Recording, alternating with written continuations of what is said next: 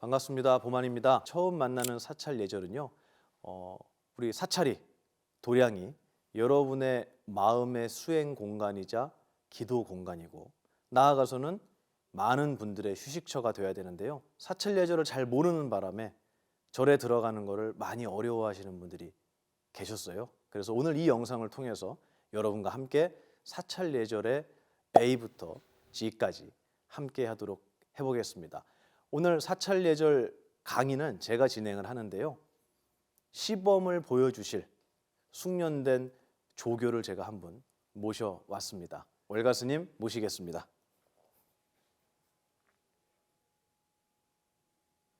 안녕하십니까. 오늘 보만 스님과 함께 숙련되었는지 안 되었는지는 아직 확인이 안 됐는데요.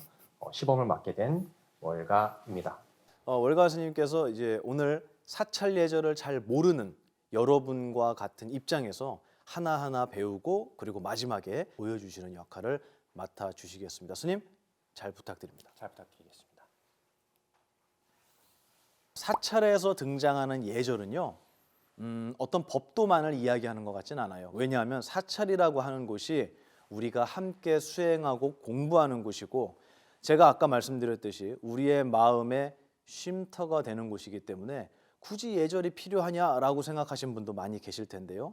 사찰엔 분명히 예절이 존재합니다. 그렇다면 사찰에선 도대체 어떤 예절이 존재하고 왜 예절이 필요한지를 여러분이 알고 이 영상을 시청하셔야 될 것 같아요. 사찰에서 예절이 필요한 가장 첫 번째는 이곳은 수행의 공간이기 때문입니다. 수행이라는 건요, 나 혼자 하는 수행도 있지만 많은 분들과 함께하는 수행도 있고요.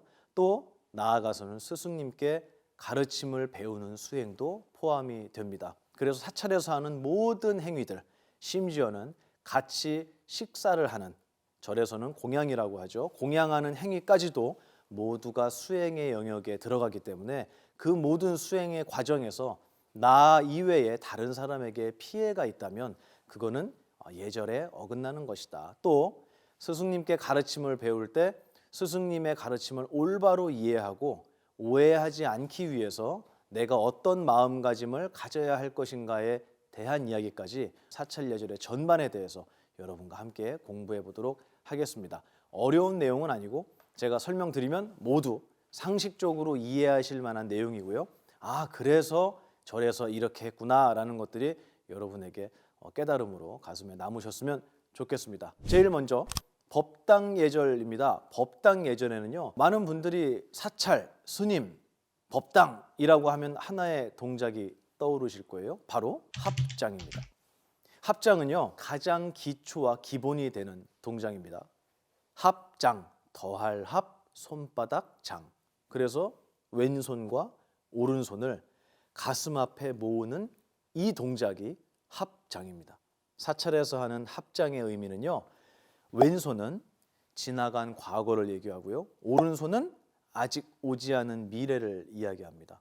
이 시간에 집중하는 의미에서 왼손과 오른손을 가슴 앞에 모읍니다. 기본 자세입니다. 합장.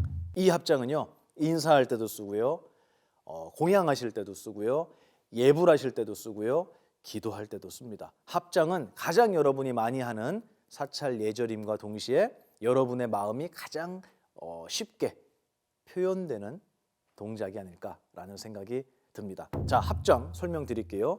양손을 자기 가슴 앞에 모아서 손가락을 하늘을 향해서, 제 옆에서 보여드릴게요. 하늘을 향해서 모아주시는 동작을 말합니다. 엄지는 붙인다. 자기 가슴에서 손바닥 하나가 들어갈 정도의 거리를 두고 가슴 앞에 두시는 거예요. 그리고 팔꿈치를 너무 이렇게 들지 않으셔도 돼요. 편안하게 자기 몸통에 붙이시고 가슴 앞에 손바닥 하나 정도를 띄우고 손을 모아주시면 되겠습니다. 다시 한번 설명드리면 양손을 가슴 앞에 모으고요. 그리고 손끝은 하늘로, 엄지는 붙인다고 말씀드렸어요. 그리고 가슴에 붙이기보다는 자연스럽게 몸통에 팔을 내리고요. 손바닥 하나가 들어갈 정도로 가슴 앞에 띄운다. 가장 이게 자연스럽고 안정된 합장의 모습입니다. 이렇게 하면 틀렸다가 아니라 이렇게 해도 맞고 저렇게 해도 맞는데 우리가 많은 사람들이 함께 수행하는 공간이다 보니까 우리 이렇게 통일하면 어떻겠습니까? 라는 모범 답안을 제가 드릴 뿐이지 여러분의 합장은 여러분 마음속에 있는 거라고 저는 말씀드리고 싶습니다. 그래서 주변에 누군가가 오늘 저희들이 알려드린 이 합장의 모양대로 하지 않는다고 해서 쫓아가서 왜 당신 그렇게 안 합니까? 틀렸습니다. 라고 분별하시는 일은 없으시길 부탁드리겠습니다. 사찰에서는 특이하게도 절 문화가 아직까지 남아 있는데요. 이 절은 스승님께 또는 부처님께 또는 대중들에게 자기를 낮추고 배움을 청하는 굉장히 소중한 수행입니다.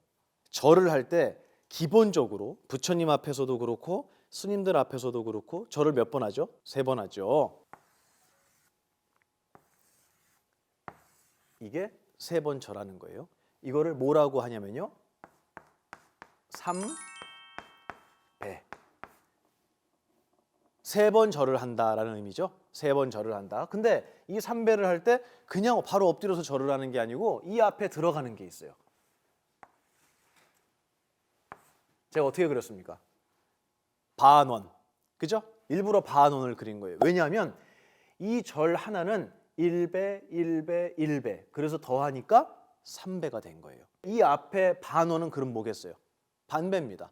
그래서 3번의 온전한 절이 아니라 반만 하는 절이다. 그래서 이것을 반배라고 이야기합니다. 그러면 우리가 알고 있는 3번 절하는 3배는 3번의 절 앞 뒤에 반배씩이 들어가죠. 이 반배를 어떻게 하는 거냐? 이 예절을 알려드리려고 해요. 반배하실 때는 허리를 구부려서 인사드리는 게 맞습니다. 머리와 등과 허리가 일직선이 돼야 돼요. 한번 해보시겠습니까? 자, 잠깐 멈춰주세요. 보이시죠? 등과 허리가 다 일직선이 됐어요. 이렇게 해줘야 되는데 여기서 잘못된 예. 이거는 합장반배를 뭐 틀렸다라기보다는 올바른 아름다운 모습으로 합장반배하는 게 아니다. 허리를 구부려서 서로 존중하는 인사를 하는 것이 합장반배다. 이렇게 이해하시면 되겠습니다. 이 합장반배를 통해서 우리가 법당을 들어가거나 도반을 만나거나 스님네들을 만난 뒤에는 바로 절을 하게 됩니다. 스님들께서 일배만 하십시오 라고 말씀하시지 않는 한은 3번 절을 드리는 게 맞습니다. 그리고 부처님 앞에서도 당연히 3번 절을 해야겠죠. 기본 자세는 합장반배입니다. 그래서 1배를 하기 전에는 합장반배가 맞춰진 상황이겠죠. 열가 스님께서 합장반배 하셨습니다. 그리고 이제 1배를 들어가는데요. 보여주실까요, 열가 스님? 먼저 무릎을 꿇고요. 무슨 손부터 됐죠? 오른손. 그리고 왼손. 이마를 대시고요. 충분히 얼굴에 들어갈 정도로 이렇게 벌리시고 그 다음에 손을 뒤집습니다. 그리고 내 귀 있는 데까지 올려요. 이 동작 있죠?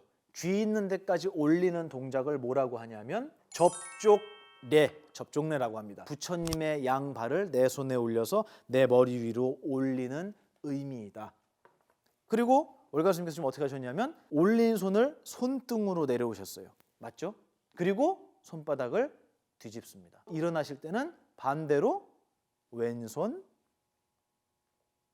오른손 자연스럽게 합장하시고 자리에서 일어나셨어요. 스님께서 절하실 때 오른손 먼저 댔잖아요. 왜 오른손부터 댈까요? 스님들께서 입고 계시는 이 가사는 이걸 꿰매놓은 게 아니에요. 그래서 이게 다 풀어집니다. 이렇게 절을 할 때는 이 왼손으로 가사를 붙잡고 가슴에다가 대요. 그럼 안 풀어지겠죠? 그리고 오른손을 댑니다. 그리고 앉은 다음에 엎드린 다음에 왼손을 대게 됩니다. 오른손 왼손 하고 엎드렸죠. 그때 발 어떻게 될까요? 누구라도 이렇게 될 수밖에 없어요. 네, 서 있어요. 그리고 오른손, 그 다음에 왼손, 그 다음에 이마를 댈 때 어떻게 됐죠? 왼발이 오른발 위로 올라가도록 포개입니다. 이게 엎드리는 자세에서 나오는 거예요. 여러분이 해보시면 이렇게 될 수밖에 없어요. 발을 겹치지 않고 포개지 않고 세워볼까요, 월 가수님? 그렇죠. 이렇게 세우면 굉장히 불안정하고 떨지는 마시고요, 선생님. 등이 구부러지고 엉덩이가 올라가요. 납작 엎드리기 위해서는 발을 포개할 수밖에 없다. 또 하나는 엎드릴 때는 이마를 대는 거예요. 여기를 대는 분이 있어요. 그러면 등이 어떻게 되나 보세요. 이렇게 올라가게 됩니다. 그래서 이마를 대는 거예요. 좌복에 자기의 이마를 댑니다. 그 다음에 두 번째 절해야 되잖아요. 똑같이 한 번 더 하시는 거예요. 한번 볼까요? 월가스님 1배 부탁드립니다. 이제 두 번째 절을 하고 계십니다. 이마, 손 뒤집어서 귀 접종내, 손등으로 내려오고 뒤집고 가슴 앞에 왼손, 오른손, 그리고 발 세우고 다리로 일어났습니다. 마지막 절에서는 고두레라는 것이 추가가 됩니다. 일어나기 전에 자기 이마 앞에 합장을 한번 더 해주는 거예요. 세 번째 절을 보여드릴게요. 똑같이 무릎 꿇고 오른손, 왼손, 이마 뒤집고 접종내, 손등으로 내려오고요. 그 다음에 다시 뒤집고 여기까지는 똑같아요. 일어나기 직전에 고개를 살짝 들고요. 예, 자기 얼굴 앞에 손을 모읍니다. 이게 마지막 절이라는 표시예요. 그리고 다시 손바닥을 땅에 대고 일어나시면 돼요.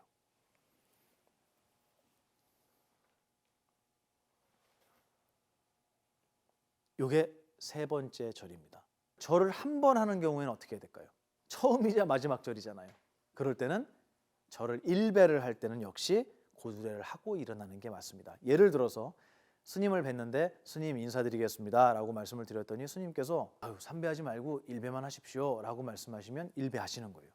그러면 네, 오른손 왼손 접종내 그리고 바로 고두레 그리고 일어나시면 되겠습니다. 그리고 마지막에 반배. 스님들께서 참선을 하시거나 좌선을 하시는 곳은 무조건 좌식, 바닥에 앉고요. 그러니까 뭘 깝니까? 방석이라고 하죠. 근데 방석이 아니라 절에서는 좌복이라고 합니다. 법당에 들어오시면 좌복을 깔고 여기 앉아서 참선도 하고 법문도 듣겠죠. 그러면 바닥에 앉으니까 앉는 자세가 있어요. 불교에서는 가, 부, 좌라고 합니다. 부처님의 상을 보면 부처님 가부좌를 하고 앉아 계세요. 이 가부좌는 익숙하지 않은 분들은 다리가 엄청 아파요. 그래서 익숙하지 않은 분들을 위해서 한쪽만 다리 위에 올리는 반가부좌라는 걸 하게 됩니다. 이 가부좌는요, 꼭 예절이라고 하기보다는 올바른 자세로 앉아야 긴 시간을 앉아서 법문을 들을 수 있고 힘들지 않게 공부할 수 있기 때문에 앉는 법은 상당히 중요하다라고 말씀드리겠습니다. 가부좌를 어떻게 하는 건지 보여드리겠습니다. 왼발을 자기 오른쪽 허벅지 위로 올립니다. 네, 감사합니다. 그리고 나서 오른발도 왼쪽 허벅지 위로 올립니다. 네, 이렇게 되면 양발이 전부 다 하늘을 향해 있죠. 이 자세로 우리 석가모니 부처님도 앉아 계세요. 이거를 뭐라고 한다? 가부좌라고 합니다. 반가부좌, 한쪽만 올리는 것을 알려드릴게요. 오른발을 왼쪽 다리 밑으로 당겨서 놓습니다. 그러면 왼발만 올라갔네요. 반가부좌. 반가부좌를 하고 있는 상태에서 이 허리를 펴는 게 중요해요. 내 엉덩이를 조금만, 요만큼만 뒤로 물러 앉는다고 생각하세요. 다리는 그냥 두고. 이렇게 되면 허리가 완전하게 펴져요. 그래서 지금 보시면 월가스님 머리, 등, 허리가 다 일직선입니다. 그리고 양손은 가볍게 무릎 위에 올리든지 아니면 포개서 단전 앞에다가 댑니다. 손은 모아서 단전 앞에 두시고 엉덩이를 살짝 빼셨죠. 그리고 반가부좌 하시고 정면을 바라보시는데 시선을요 약간 상향을 바라보면 턱이 들리게 돼 있거든요. 그래서 앉을 때는 고개를 숙이는 게 아니고요. 그 시선을 바닥을 본다라고 생각하고 턱을 살짝만 당기면 아주 바른 자세가 나옵니다. 한국 남자들이 법당에 들어가는 걸 두려워해요. 어떻게 행동해야 되는지를 모르기 때문에 이 법식, 법도를 모르기 때문에 법당에 들어가는 걸 되게 어색해 하시는 분들이 많이 계신데요. 오늘 제가 설명드리는 거 들으시면 누구라도 마음 편안하게 오셔서 부처님 뵙고 스님들께 인사드릴 수 있을 겁니다. 전통 사찰은 대부분이 가로로 긴 건축물입니다. 법당에 문이 보통 3개가 있어요. 보통 3개. 가운데 큰 문이 하나가 있습니다. 그리고 이쪽에 하나가 있고요. 이쪽에 하나가 있어요.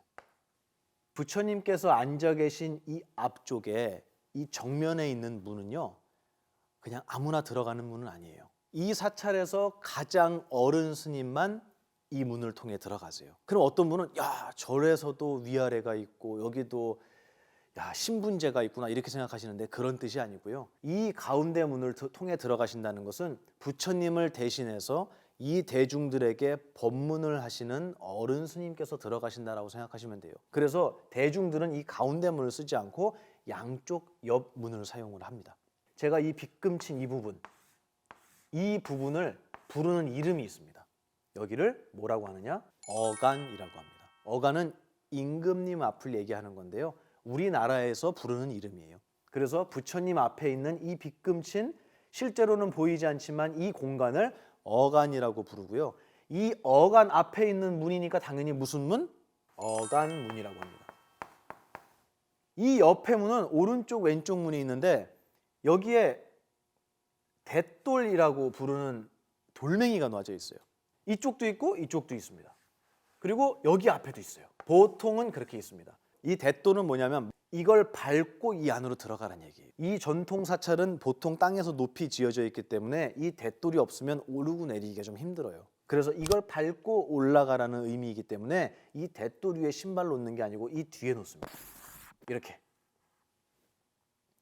그리고 이걸 밟고 안으로 들어가는 거예요. 이 문이 이쪽 면에 있지 않고요. 이 앞에 있는 경우도 있어요. 이렇게 돼 있는 데도 있어요. 이것도 역시 어간문을 제외하고는 여러분이 어느 문으로든 다 들어갈 수 있다. 어간문 이렇게 제가 설명을 해드렸는데 들어가서 어간문에서 문 열고 안에 막 들여다보고 막 야, 법당 크네 이러고 여기 꼭 그런 분 있어요. 그리고 신발 신고 여기 올라가시는 분들이 있고요. 오늘 사찰 예절을 배우셨으니까 그런 행동을 하지 마시고 어간은 나하고 상관이 없다.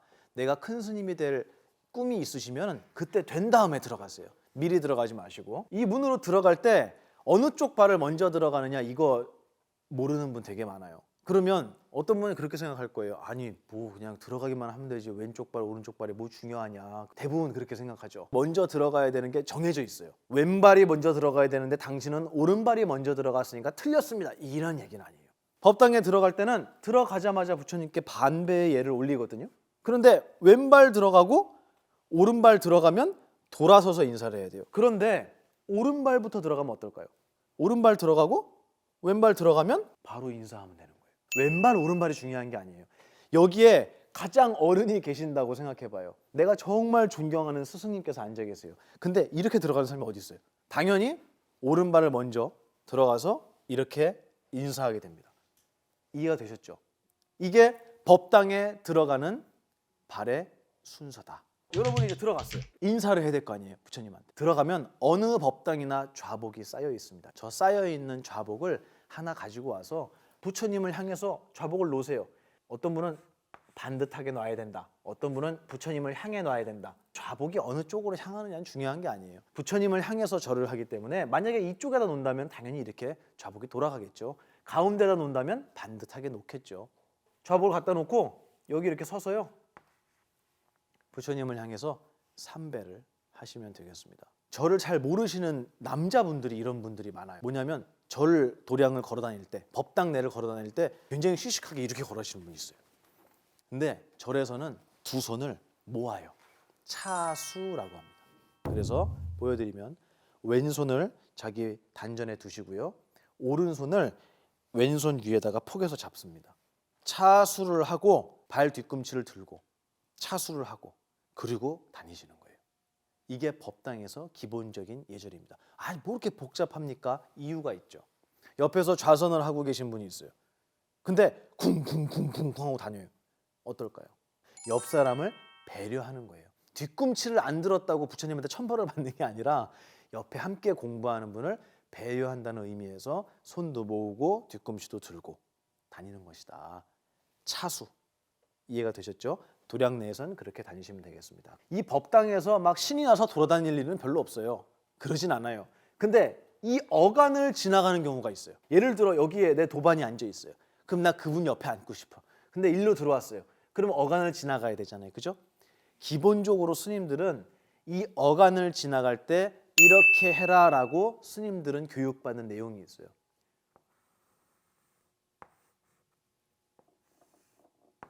이렇게 지나갈 거 아니에요. 그죠? 그러면 여기까지 와서 이 어간 앞에서 부처님을 향해서 합장 반배를 해요. 그리고 합장한 채로 어간을 지나간 뒤에 다 지나가면 다시 부처님을 향해서 합장 반배를 하라고 배웠어요. 제가 보여드릴게요. 이 칠판이 어간 넓이라고 생각해 보세요. 그러면 뒤꿈치를 들고 차수를 하고 있다가 걸어서 어간까지 왔습니다. 그러면 부처님을 향해서 합장 반배 하고 합장한 채로 어간을 건너갑니다. 그리고 다 건너왔죠. 그러면 다시 부처님을 향해서 합장 반배 하고 지나가시는 거예요. 근데 여러분은 그렇게까지 하실 필요는 없어요.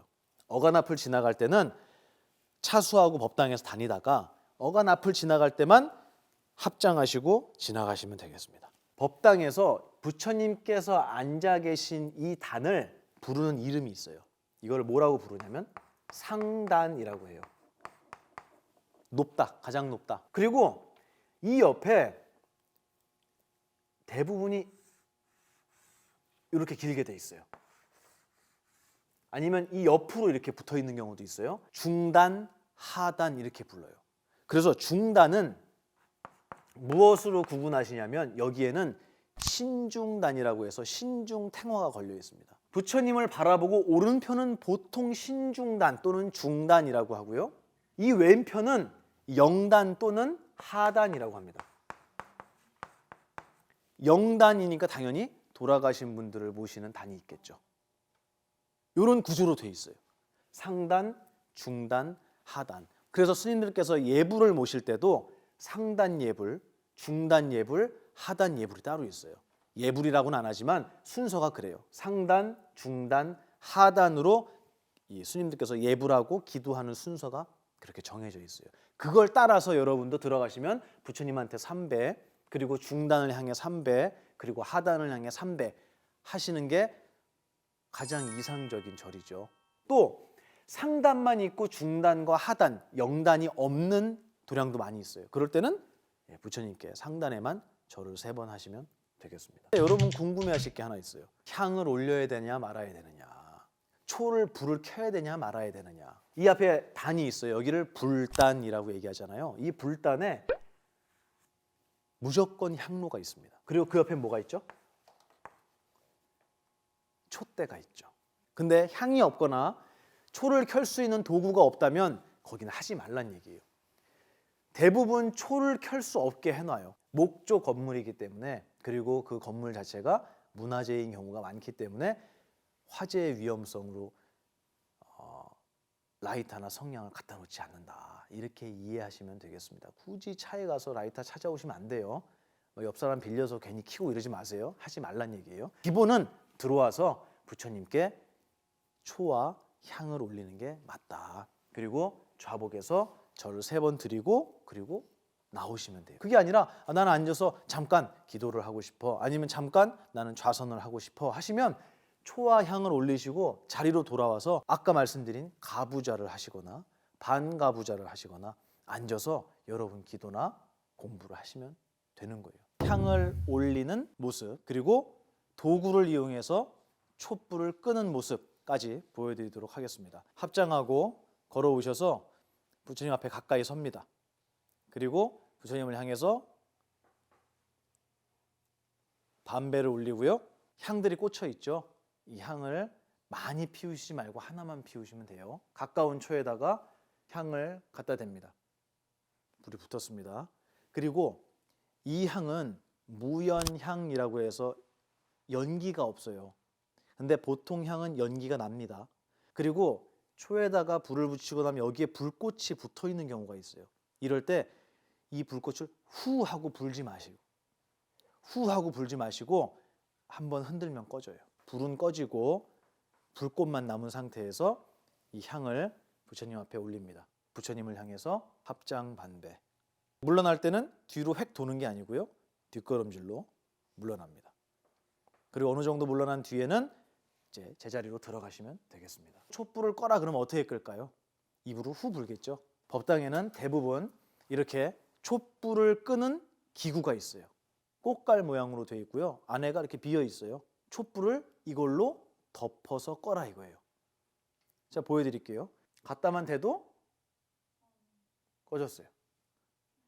살짝 덮고 잠깐만 기다리시면은 불이 꺼집니다. 그리고 제자리에 놓으시면 돼요.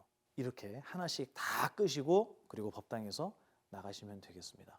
절에 오시면 이 도량의 사찰의 가장 어른이신 부처님께 인사를 올리는 것을 예불이라고 하는데요. 법당에 들어가서 삼배하는 것도 여러분이 아주 간략하게 추려진 예불을 하신 거예요. 부처님께 예를 올리신 거예요. 하지만 우리 스님들께서는 오랜 세월을 이어오신 예불의 문화가 있습니다. 그 예불에 대한 얘기를 잠깐 드리면 좋을 것 같아요. 예불은요, 부처님의 가르침을 잊지 않는 수행자로 살겠습니다라는 의미에서 부처님께 절을 하는 의식이 있어요. 가장 대표적인 예불의 이름을 칠정례라고 썼습니다. 이 7은 7번 한다는 거예요. 7번 절을 하는 예불이 있어요. 이걸 우리가 가장 많이 합니다. 제일 쉽게 접할 수 있는 지심귀명례 아시죠? 지심귀명례 하고 하는 스님들의 예불을 칠정례라고 합니다. 이걸 세보면 처음부터 끝까지 절을 7번을 해요. 칠정례를 다른 말로 예불문, 이 예불문에 절을 7번 하게 된다라는 의미예요. 이 예불문을 할 때는 모든 대중들이 목탁에 맞춰서 똑같이 절하고 똑같이 일어납니다. 이 예불문은 기본적으로는 한문으로 되어 있고요. 예불문은 크게 3가지. 부처님의 가르침, 그리고 스님들께 예경 올립니다라는 내용이 실제로 이 예불문 칠정례 안에 들어가 있어요. 그래서 불타야중, 달마야중, 승가야중이라는 말로 예불문에 적혀 있습니다. 그동안 부처님께서 이 땅에 오셔서 오늘 내가 부처님께 인사를 드리는 이 시간까지 수많은 스님네들과 불보살님들이 이 땅에 계셨기 때문에 제가 오늘 여기서 수행할 수 있습니다라는 굉장히 경건한 의식이에요. 이걸 예불문이라고 해요.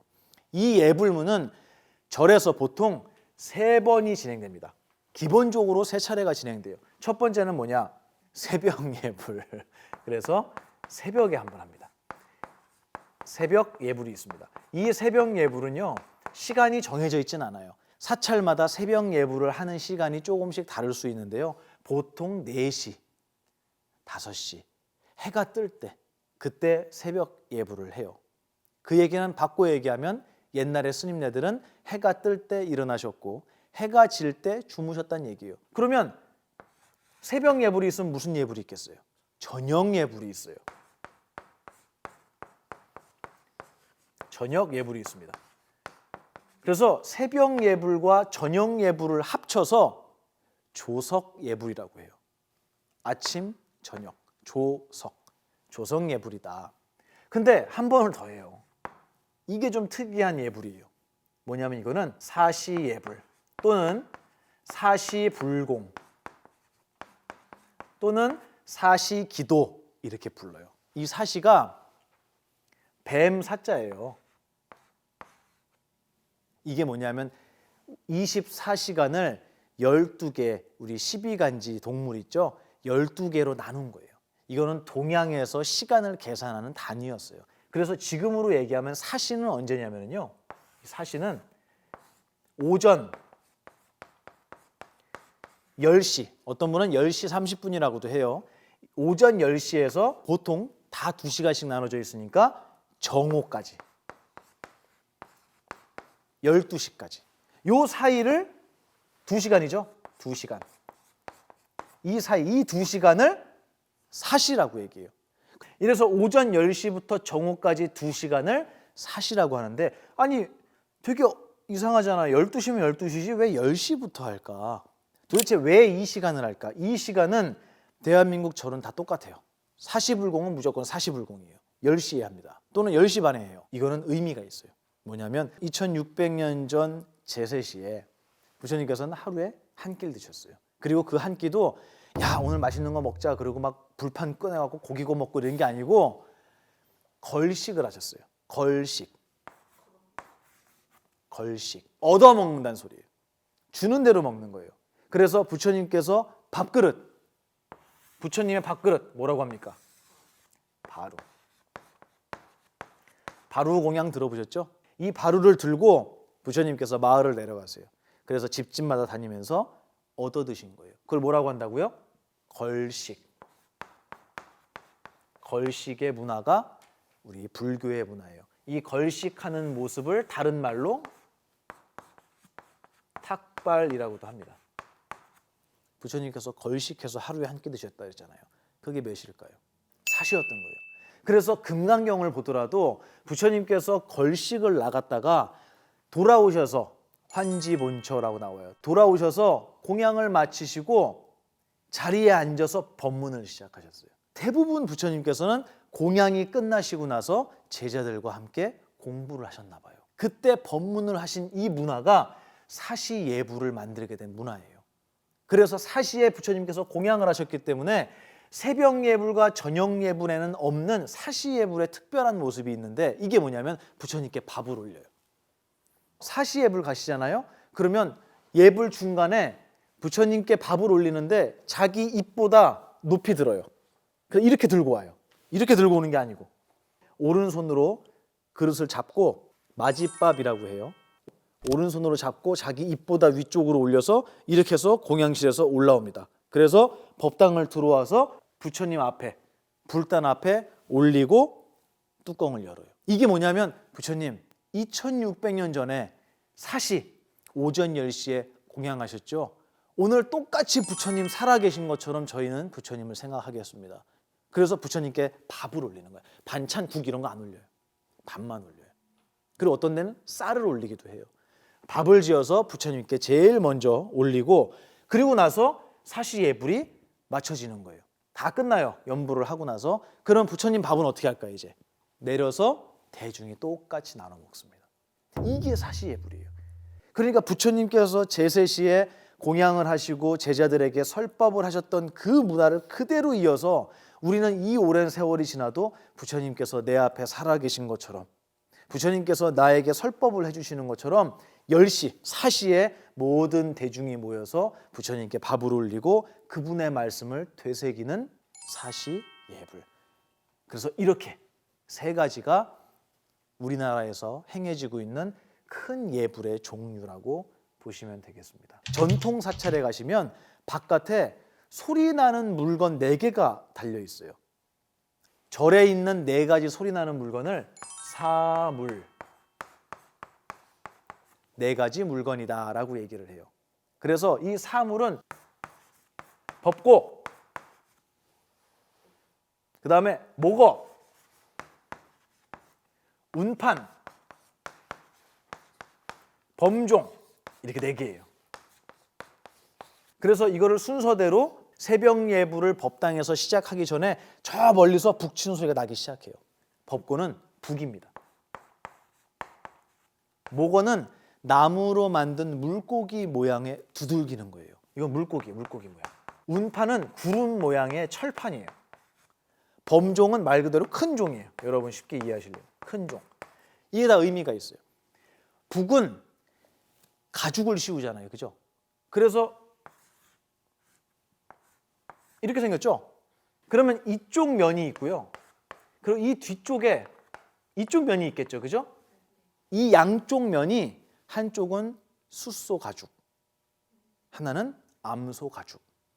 이렇게 만든대요. 그래서 이 북을 걸어놓고 북을 쳐요. 자, 생각해 보세요. 짐승 가죽으로 만들었어요. 그러면 누구를 위해서 치는 걸까요? 4발 달린 짐승.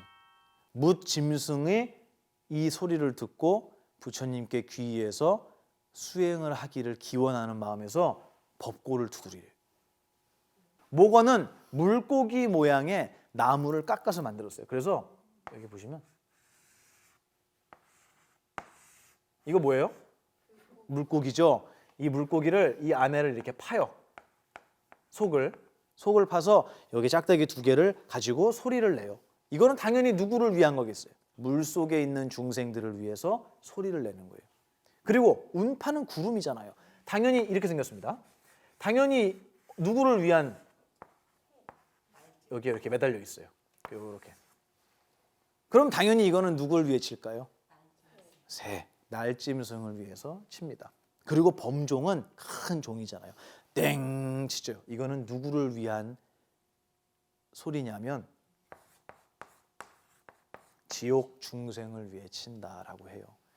이 새벽 예불 전에 4가지 사물을 순서대로 치는데 이 순서는 절마다 조금씩 다를 수 있어요. 근데 4가지를 치는 거는 어디나 똑같습니다. 자, 근데 지금 이거는 법고도 치고 목어도 치고 운판도 치고 범종도 치고 그다음에 새벽 예불 이미 스님들은 다 이거 칠 때 벌써 법당에 와서 다 무릎 꿇고 기다리고 계세요. 그래서 이게 다 끝나잖아요. 그럼 법당에 있는 저 작은 종 있죠. 소종. 저걸 또 치기 시작해요. 그래서 그게 끝나고 나면 바로 예불문을 시작을 하는데 이거는 스님들이 다 지금 일어나 계신 상태예요. 그죠? 근데 새벽 예불 전에 스님들은 주무실 거 아니겠어요? 그러면 스님들을 깨워요. 깨우는 연불이 있어요. 그걸 뭐라고 하냐면 도량석이라고 합니다. 이 도량을 쭉 돌면서 모든 중생을 깨우는 거예요. 목탁을 치면서 도량석을 도는데 조용할 거 아니에요. 다 잠들어 있을 거 아니에요. 모든 중생들이 잠들어 있어요. 근데 거기 갑자기 놀래죠. 그래서 도량성 그렇게 시작 안 해요. 올림 목탁으로 시작합니다. 처음엔 아주 작게 시작해요.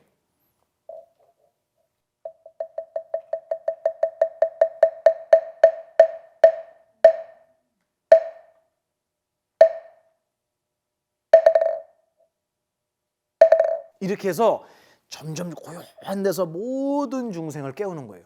그리고 목탁을 치면서 도량을 쭉 돌며 연부를 합니다. 이 소리를 듣고 스님들은 다 일어났어요. 일어나세요! 그러고 방마다 두들기는 게 아니에요. 그만 자고 일어나세요 이게 아니고 예불 시간이에요 일어나세요 이렇게 방송을 하는 게 아니고 목탁을 치면서 연부를 하고 스님들뿐만 아니라 도량의 모든 중생을 다 깨우는 거예요. 그리고 나면 이제 법고, 목어, 운판, 범종이 쳐지고요. 스님들은 이미 법당에 와서 가서장삼을 수하고 무릎 꿇고 부처님께 예불을 모시기 전에 대기하고 있는 상태가 돼요. 전통 사찰에 가서 새벽 예불을 참석해 보시면 이 모습을 보시게 됩니다. 저녁 예불은요 말 그대로 자기 전에 치는 거예요. 하루의 일과를 마무리하는 저녁 예불. 그래서 마지막에 부처님께 오늘 하루도 부처님 덕분에 저 수행 잘했습니다. 모든 중생과 함께 이제 잠에 들겠습니다 하고 인사하는 모습이다라고 이해하시면 되겠습니다. 다음으로 이제 법회에 대한 얘기를 좀 드릴 텐데요. 방금 전에 말씀드린 건 예불에 대한 얘기였고요. 예불하고 법회는 조금 다르죠. 법회는 스승님께 부처님의 가르침을 배우는 시간이에요. 그러니까 법회할 때는 연불을 많이 할까요? 안 할까요? 연불을 많이 안 해요. 간단한 의식 정도만 해요. 그래서 법회도 순서가 있어요. 오늘날 우리나라에서 하는 법회의 순서를 제가 간략하게만 말씀드릴게요. 첫 번째는 뭐냐면 당연히 부처님께 인사드려야죠. 우리의 최고의 스승이신 부처님께 인사드리는 거예요. 불, 법, 승 요거 3개를 합쳐서 삼보라고 합니다. 이 삼보에 대한 예경을 해요. 그걸 뭐라고 하냐면은 삼귀의라고 합니다. 가장 먼저 해요. 그래서 이 삼귀는 곧 삼보에 대한 예경이죠. 그래서 다시 얘기하면 이거는 예불하고 똑같은 거예요. 이 예불이라고 하는 것을 아주 간략하게 지금은 노래로 부르잖아요. 그죠? 삼귀를 합니다. 그리고 나서 두 번째는 뭘 하냐면은 부처님 앞에서 부처님을 찬탄하는 노래를 부르기도 해요. 그래서 그걸 뭐라고 하죠? 찬불가라고 합니다. 그리고 나서는 오늘 법문을 해주신 스님을 모셔야 될 거 아니에요. 그죠?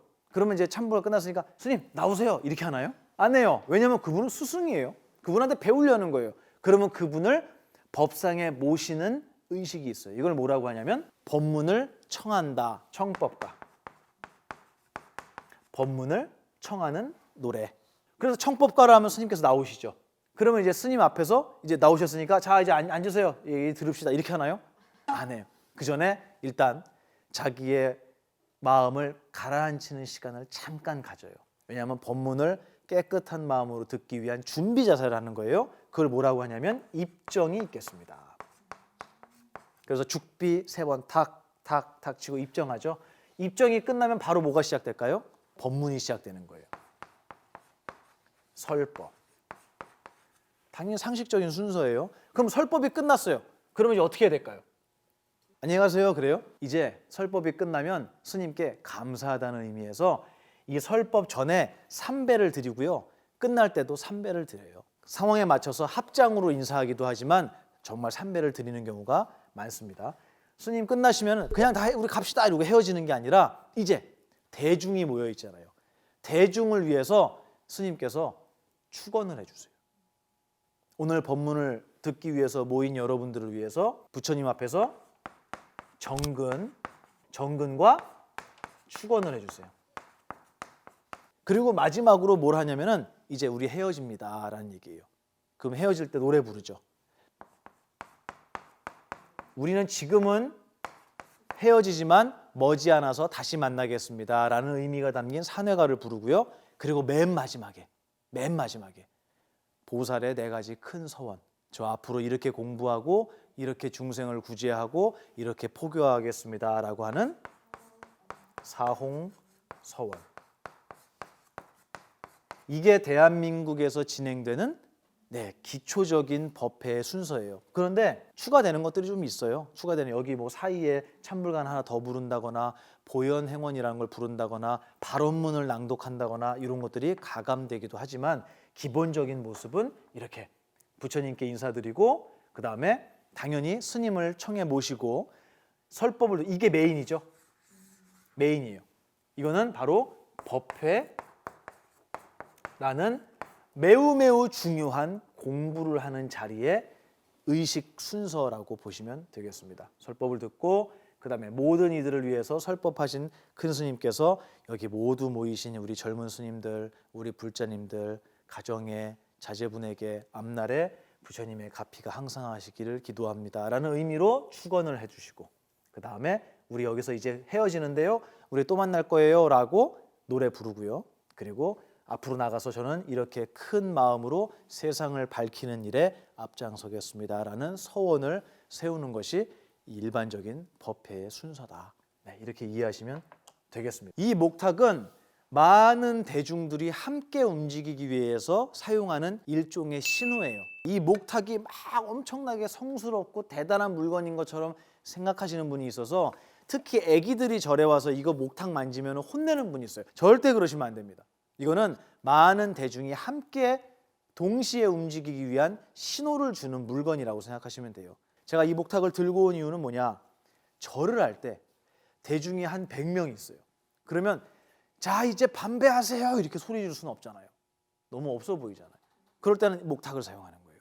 목탁에 맞춰서 삼배하는 법을 알려드리려고 하는 거예요.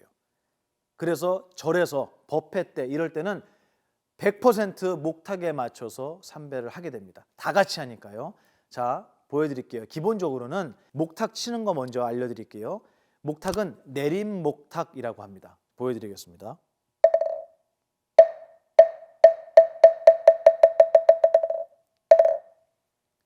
이거 눈치채셨나요? 땅땅땅땅땅땅 하고 줄어들기 전에 제가 앞에 친 게 있어요. 다시 보여드려요.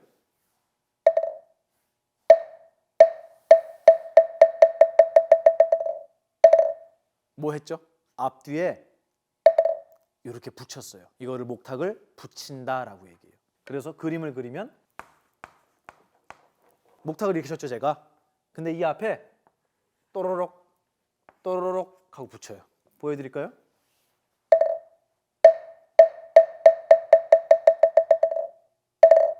맞죠? 이거는 뭐냐면 처음에 목탁을 붙이는 것.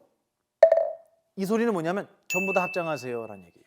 목탁을 붙이는 게 무슨 뜻인지는 모르는 분은 그냥 손을 이렇게 내리고 있는 상태에서 이러고 있다가 하면은 몰라요.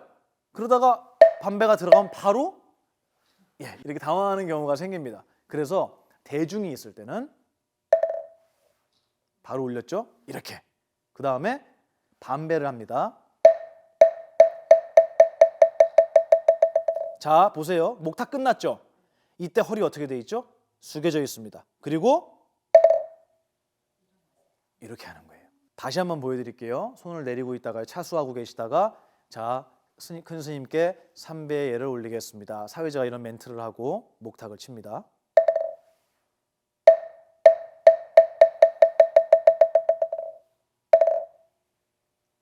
이렇게 하시는 거예요. 이게 반배를 목탁에 맞춰서 방금 보여드렸습니다. 그러면 절은 어떻게 하느냐? 절은 똑같이 내림 목탁입니다. 이걸 내림 목탁이라고 하는데요. 이렇게 점점 빨라지는 내림 목탁을 똑같이 치는데 이 내려가는 경사가 굉장히 완만하고 길어요. 왜냐하면 절은 반배보다 시간이 걸리기 때문에. 일단 보여드릴게요. 지금 반배했다고 치고요.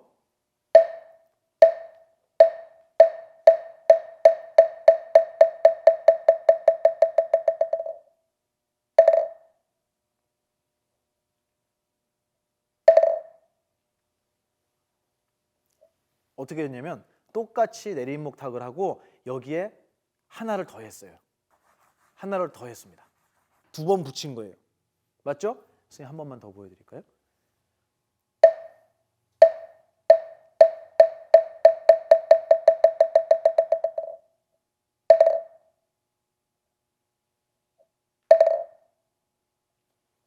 언제 치는지 아시겠어요? 이 2번째는 일어나시란 얘기예요. 일어나라. 한 번만 더 해볼게요.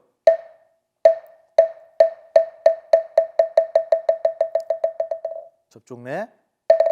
이러면 상체를 세워라. 한 번 더 치면 일어나라. 2번 쳤죠? 절은 이렇게 목탁에 맞춰서 하시는 거예요. 그럼 월가 스님께서 1배, 2배 지금 2번 다 하셨죠? 이제 3배에서 뭐가 추가되죠? 고두레. 고두레는 목탁에 한 번 더 들어가요. 한번 보여드릴게요.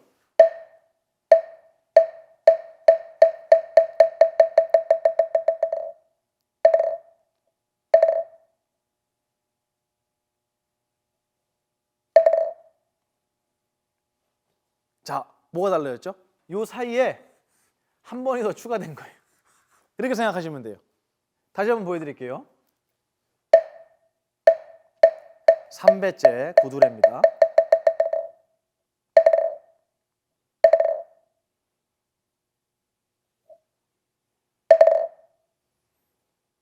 두 번째, 요 사이에 하나가 더 추가됐을 때는 고두레를 하라는 얘기예요. 그러니까 한 번만 절을 할 때, 한 번만 절을 할 때는 고두레를 첫 절에 그냥 바로 한다 그랬죠. 그럴 때는 당연히 내린 목탁을 이 모양으로 치게 되는 거예요. 자, 그리고 일어나셨어요? 그러고 나면 마지막에 뭐 있죠? 반배. 똑같습니다.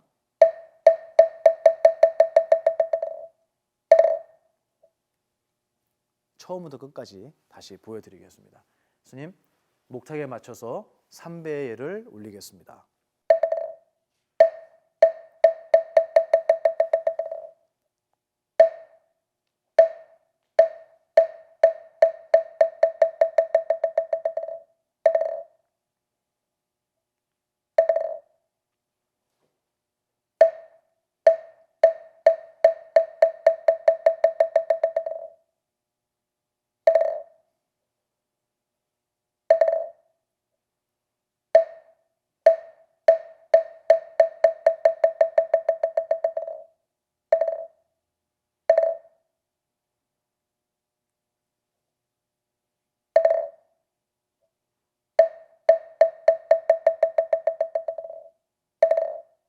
네, 다 됐습니다.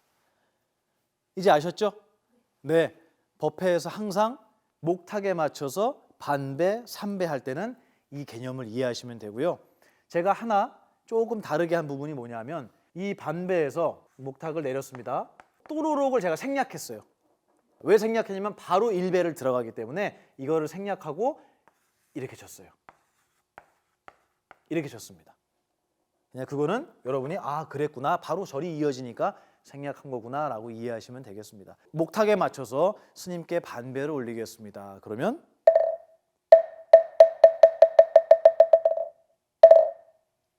이것만 아셔도 다 같이 허리 숙이세요. 이제 고개 드세요. 이렇게 얘기하는 게 아니고 이 목탁으로 반배하는 것을 모두가 똑같이 함께 할 수 있다. 이렇게 목탁에 맞춰서 반배하고 삼배하는 예를 알려드렸습니다. 어려우셨어요? 법회 의식에 대한 건 대충 제가 말씀을 드렸어요. 근데 이 법회에 들어올 때 또 예절이라고 이름을 붙이긴 좀 그런데 실수하는 부분이 있어요. 그게 뭐냐면 법회가 시작되고 나서 들어오는 분이 있어요. 들어왔는데 법회를 하고 있어요. 어떻게 하죠? 문 꽝 닫고 나왔어요 이러고 오지는 않잖아요. 조용히 들어와야 돼요. 왜냐하면 대중에게 방해가 되면 안 되니까 조용히 들어와서 부처님이 계시잖아요. 그죠? 그러면 누가 보든 안 보든 삼배를 조용히 하고 구석에서 그리고 앉는 거예요, 자리에. 근데 늦게 왔는데 굳이 앞으로 오겠다고 사람들을 막 밀어재면서 이게 앞으로 나오는 분이 있어요. 그러지 마. 맨 뒤에 조용히 앉으시면 됩니다. 그리고 법회가 시작되고 나서 오면 안 되잖아요. 그럼 법회 전에 와야죠, 당연히. 법회 전에 미리 와서 내 자리, 내 앞쪽에 좌복 위에다가 내 짐 놓고 책 놓고 거기 앉아서 잠깐 대기하는 시간 갖는 거 아주 기본적인 상식입니다. 근데 가방만 하나 두고 없어졌어요, 사람이. 없어져갖고 찾아도 없어요. 그러다가 사람들이 막 차갖고 거기 앉으면 나중에 나타나서 왜 내 자리 나타나는데 내 자리에 앉았냐고 또 싸워요. 이런 일은 절대 있어서는 안 되겠다. 그리고 법회에 오실 때 복장, 절에 올 때 복장은 스승님을 만나러 가는 복장이에요. 그죠? 그러니까 내가 하고 싶은 대로 막 아무렇게나 하고 간다고 해서 스님께서 가르침을 안 주시거나 혼을 내진 않아요. 하지만 이건 내 마음의 표현이다.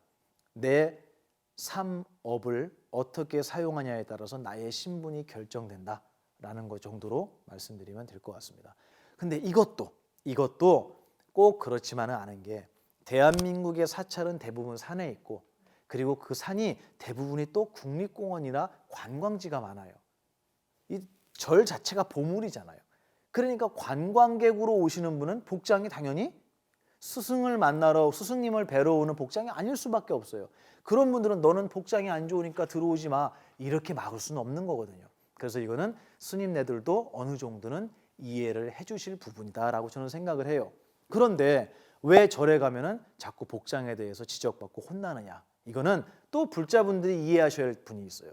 절은 관광지이기도 해요. 그리고 우리나라 문화재이기도 해요. 근데 그 전에 스님들이 사시는 집이에요. 여러분의 집에 누군가가 왔을 때 예의를 갖추지 않고 온다면 당연히 여러분은 불편하실 거예요. 그렇게 생각하시면 스님들께서 왜 사찰에 올 때 복장에 대한 얘기를 하시는지를 조금은 여러분도 이해하실 수 있지 않을까라는 생각이 들어요. 거기서 사시기 때문에 더합니다.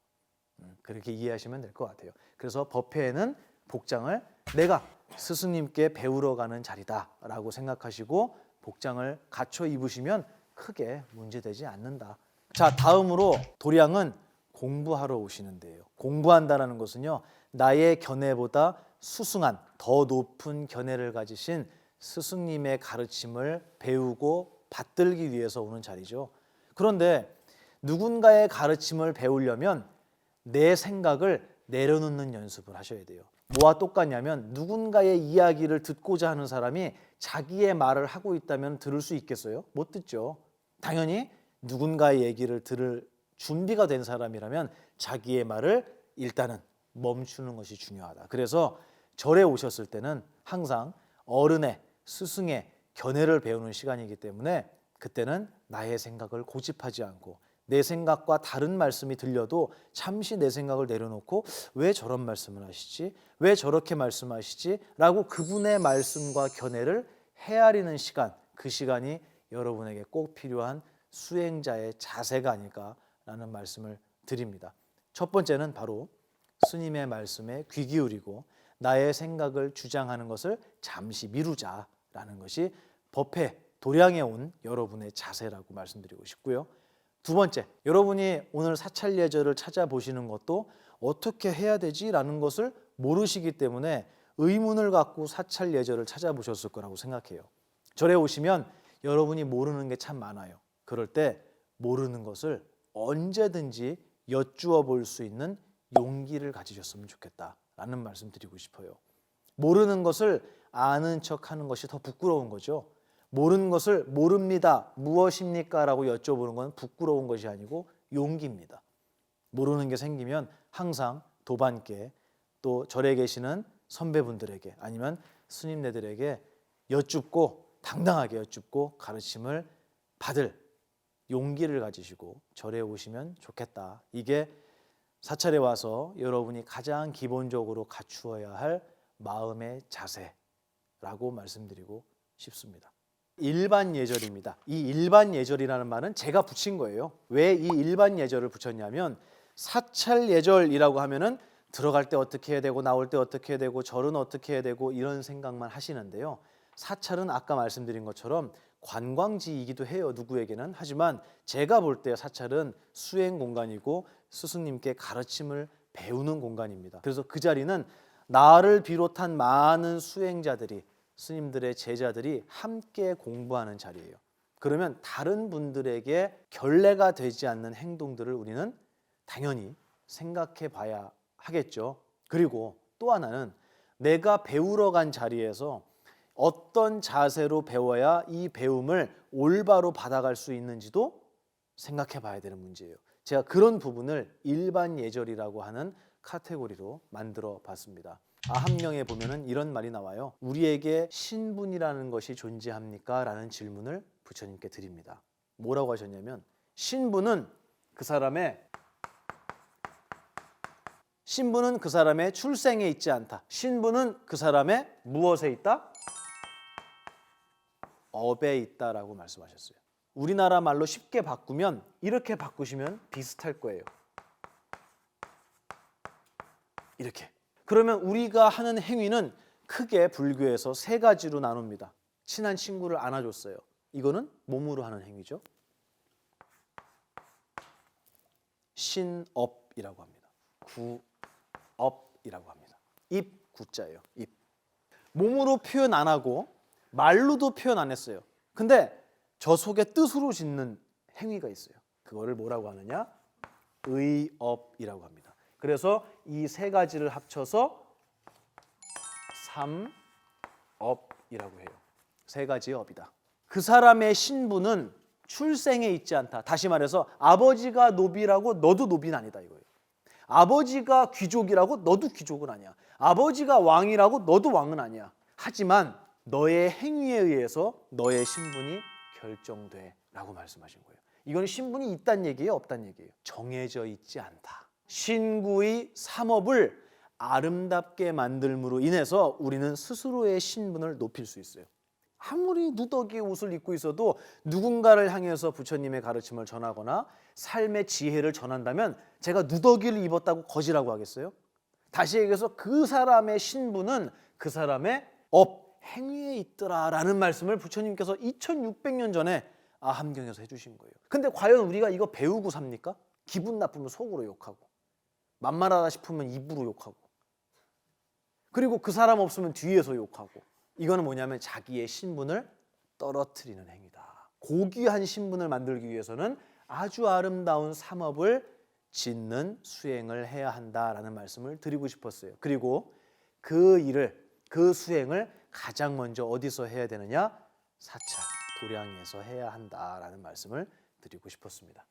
스님을 대하기가 너무 어려워요. 스님을 대할 때 어떻게 해야 될지를 말씀을 드릴게요. 첫 번째로는 스님을 만났다. 합장반배 맞습니다. 합장반배.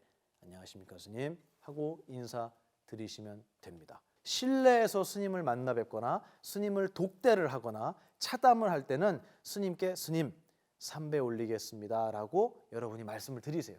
근데 삼배 드리겠습니다 라고 했더니 스님께서 보살님, 거사님 우리 좀 이따가 다시 인사합시다. 아니면 우리 이따가 법당에 가서 인사합시다. 또는 다실에 가서 인사합시다 라고 말씀하시면 네 스님 알겠습니다 하고 절을 안 드리시면 되는 거예요. 스님들께 절을 드리지 않는 경우가 있어요.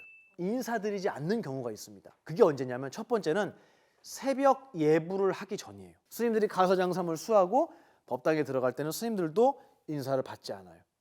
인사를 하지도 않아요. 도반 스님 만나도 그냥 이렇게 목례만 하고 들어갑니다. 그리고 법당에서 무릎 꿇고 앉아서 누구에게 가장 먼저 인사를 드리느냐? 부처님께 인사를 드립니다. 두 번째 경우, 스님께서 법당에서 연부를 하시거나 참선을 하시거나 기도를 하시거나 독경을 하실 때, 경전을 보실 때 이럴 때는 인사하지 않습니다. 스님께서 수행 중이시죠. 근데 있어요 그런 분이. 거기서 참선하고 있는데 가서 두들겨요 스님을. 스님 스님, 저 왔어요. 안녕하세요. 너무 반가운 마음에 스님께서 뭘 하시는지를 미처 내가 헤아리지 못하고 스님께 가서 인사를 드리는 경우가 있어요. 그래서 그때도 법당에서 스님께서 수행정진하고 계실 때는, 또는 연부를 하고 계실 때는, 또는 기도를 하거나 제를 지내고 계실 때는 인사하지 않는다. 스님께서 공양을 하실 때가 있어요. 쉽게 얘기해서 식사하실 때, 밥을 드실 때 스님께는 인사드리지 않아요. 왜냐하면 여기서 인사는 스님 안녕하십니까 합장반배를 얘기하는 게 아니고 절을 드리는 걸 얘기하는 거예요. 공양을 하고 계신데 갑자기 없어서 절을 해봐요. 그럼 스님 어떻게 해야죠? 아유, 네, 잘 오셨습니다 하고 인사 받아야 될 거 아니에요. 밥 먹다가. 근데 스님들은 공양하시는 것도 수행의 일종으로 생각하세요. 그렇기 때문에 그 시간도 스님께 절을 드리거나 인사하지 않습니다. 스님이 편찮으셔서 방에 누워 계실 때가 있어요. 편찮으셔서 누워 있는데 가서 굳이 문을 열고 절을 드리는 분이 있어요. 상식적으로 생각해 보면 스님께서 일어나서 인사를 받으시기 불편한 상황이 있다는 거예요. 해우소에 가셔서 스님께는 인사드리지 않습니다. 어떤 상황인지 모르잖아요, 스님이. 더 얘기 안 해도 되겠죠? 그래서 보통은 스님네들과 불자분들의 해우소를 구분해서 놓는 이유도 바로 그렇습니다. 근데 같이 있는 경우에도 해우소 앞에서 만났거나 아니면 스님을 해우소 안에서 만나는 경우가 있어요. 그런 경우도 인사하지 않고 그냥 합장반배만 하시고 지나가시면 되겠습니다. 그리고 절에 전화를 하시는 경우가 있어요. 근데 전화 외절을 모르시는 분이 되게 많아요. 어디든 전화를 하면 안녕하십니까? 안녕하세요? 인사를 해야 돼요. 자기 소개를 하셔야 돼요. 거창하게 하실 필요 없죠. 안녕하세요. 저는 어디 사는 누구라고 합니다. 전화 건 목적을 얘기하는 거예요. 제가 상담을 좀 하고 싶은데요. 보만 스님과 상담이 가능할까요? 당연한 거죠. 이거 지키는 분 저 거의 못 봤어요. 거의 없어요. 일단 전화가 와요. 전화가 오면 네, 도각사입니다. 보만 스님하고 차 마시려면 어떻게 해야 돼요? 실례지만 누구시죠? 그것까지 얘기해야 되나요? 그러면 스님하고 무슨 얘기를 하시려고 차담을 요청하시는 거죠? 만나면 얘기할게요. 스님께서 일정이 있으셔서 오늘은 못 하실 것 같습니다. 뚜 끊었어요. 벌써. 열이면 8, 9명은 이렇게 합니다. 내가 전화할 때 어떻게 하는가 한번 잘 돌아보셔야 될 필요가 있어요. 왜냐하면 전화는 얼굴을 보고 대화하는 게 아니잖아요. 그렇기 때문에 예의를 지켜도 오해할 소지가 참 많아요. 그래서 더 신중하게 예의를 지켜서 전화를 하셨으면 좋겠습니다. 여러분이 이렇게 부업을 지으시면 여러분의 신분이 높아져요. 다음으로는 공양실 예절입니다. 절에 가시면은 공양실, 식당이에요. 공양실 가셔서 식사, 공양하시는 경우가 많이 있는데요. 공양실에도 예절이 있어요. 보통 절에 가면은 막 대화를 하면서 먹나요? 아니죠. 대화를 많이 하진 않아요. 그리고 대화를 하지 말고 무건, 밥 먹을 때는 무건하십시오. 말씀을 하지 마십시오 라고 붙여 놓은 데도 있어요. 왜냐하면 밥 먹는 것도 수행이기 때문이에요. 밥 먹는 게 왜 수행입니까? 즐거운 거지. 이렇게 생각하시는 분이 있는데요. 스님들께서는 밥을 먹는 순간에도 내가 이 음식에 대한 탐욕 때문에 밥을 먹는가? 아니면 내가 이 밥을 먹고 육신을 지탱해서 수행을 하기 위해서 밥을 먹는가를 생각하도록 스님들은 교육받았어요. 그래서 스님들이 공양하실 때도 역시 수행의 연장이라고 여러분께서 바라보시는 게 맞다. 그래서 공양실에서는 무건, 말씀을 하지 마십시오라고 붙여있는 데서는 말씀을 안 하는 게 좋아요. 그런 게 없는 공양실에서는요, 여러분 편안하게 대화하시면서 드셔도 돼요. 근데 공양실에서 막 깔깔거리고 웃고 박수 치고 막 난리를 치는 분들이 있어요. 그건 옳지 않습니다. 그래서 너무 시끄럽게 공양하시지는 말아달라. 다음으로 도반예절 중요합니다. 도반예절 2가지만 말씀드릴게요. 도반은 사찰에서 함께 공부하는 친구예요. 쉽게 얘기하면. 근데 친구는 친한 사람이 친구잖아요. 근데 도반은 좀 달라요. 도반은 같은 공부를 해나가는 말 그대로 도를 함께 닦는 친구예요. 뭐가 다르냐면 도반은 항상 나의 스승이 될 수 있는 분입니다. 그래서 도반을 얻는 것은 정말 소중한 일이라고 부처님께서도 말씀하셨어요. 그래서 도반끼리는 아무리 오랫동안 함께 공부를 했다고 해도 저는 이렇게 말씀드려요. 절대로 말을 놓지 말아라. 항상 경어를 사용해라. 저도 도반 스님들이 많이 계신데 말씀을 스님께 드릴 때는 놓지 않습니다. 아무리 저보다 나이가 어리거나 아니면 오랫동안 함께 계속 공부를 하고 살아왔던 스님이라고 하더라도 절대로 저는 말을 놓지 않아요. 스님 감사합니다. 스님 이렇게 해주십시오. 여러분도 그랬으면 좋겠어요. 도반분을 대하면서 이렇게 해주세요. 감사합니다. 잘 지내셨죠? 항상 예우하고 저분께 무엇을 배울 수 있는지를 생각한다면 반말이 나가거나 함부로 말을 내뱉는 일은 없을 거라고 생각합니다. 두 번째, 절에서는 송납을 따르지 않아요. 송납, 범납. 송납은 속세의 나이. 그러면 범납은 출가한 나이예요. 출가한 나이. 그러면 내가 송납이 속세의 나이가 많든 적든 출가한 나이가 어리면 나보다 먼저 출가한 분에게 절을 하게 되어 있습니다. 그렇게 사형 사제가 결정돼요. 근데 저는 도반도 이래야 된다고 생각해요. 도반도 나보다 먼저 이 법을 공부하신 어른이 계시잖아요.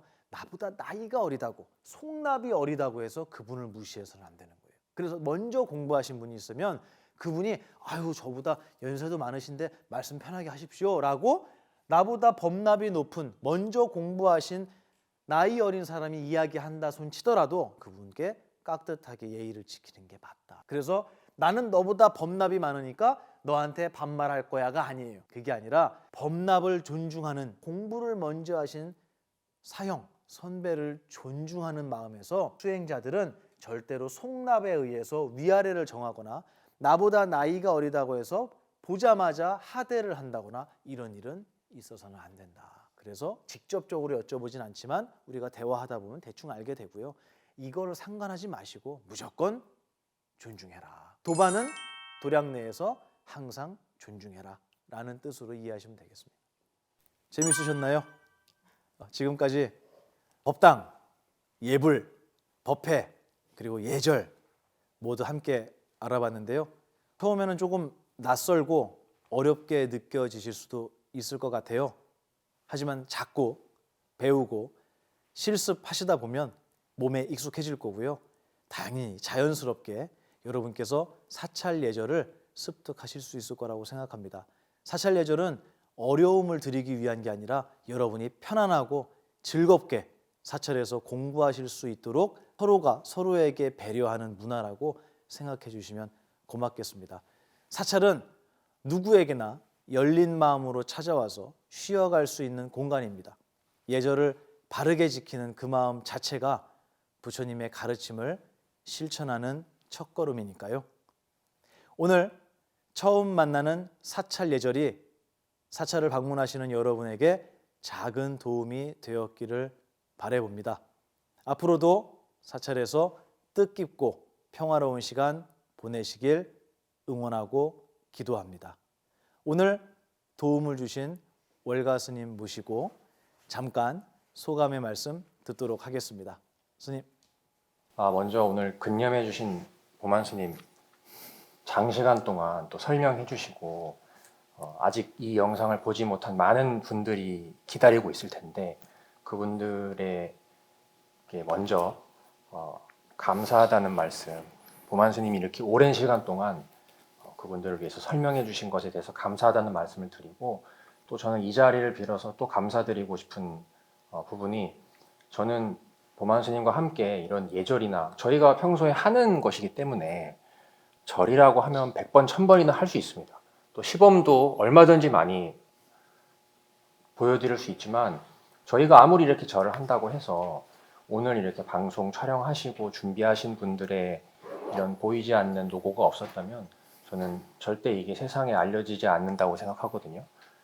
저희야 뭐 하던 걸 한 것이지만 오늘 저는 촬영하는 이 과정들을 보면서 정말 음지에서 이렇게 많은 젊은 분들이 불교의 더 발전과 중흥을 위해서 정말 애쓰고 있다라는 모습이 가슴으로 느껴져서 저도 감동적이었고 이렇게 촬영에 힘써주신 스태프분들께 진심으로 감사하다는 말씀 전하고 싶습니다. 오늘 아주 즐거웠습니다. 고맙습니다. 고맙습니다. 오늘 이것으로 사찰 예절에 관련한 영상은 마무리하겠습니다. BBS 촬영해 주신 모든 스태프분들 감사드리고요. 그리고 오늘 법당에 이렇게 촬영할 수 있도록 배려해 주시고 도움 주신 통해사 주지 해운 스님께도 진심으로 감사의 말씀을 드립니다. 오늘의 영상이 사찰에 들어가는 문턱을 낮추는 계기가 되기를 진심으로 바라면서 함께 도움 주신 월가 스님 감사드립니다. 근념하셨습니다. 고맙습니다. 감사합니다.